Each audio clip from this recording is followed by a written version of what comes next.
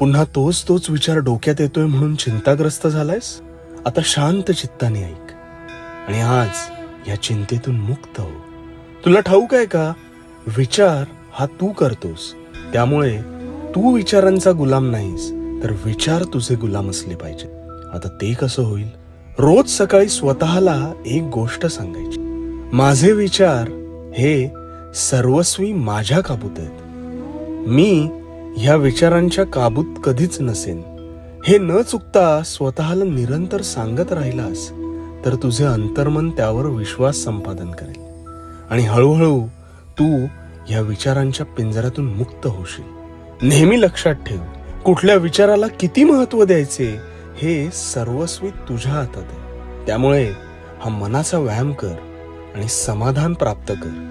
आणि हो, भिवू नकोस, मी तुझ्या पाठीशी आहे.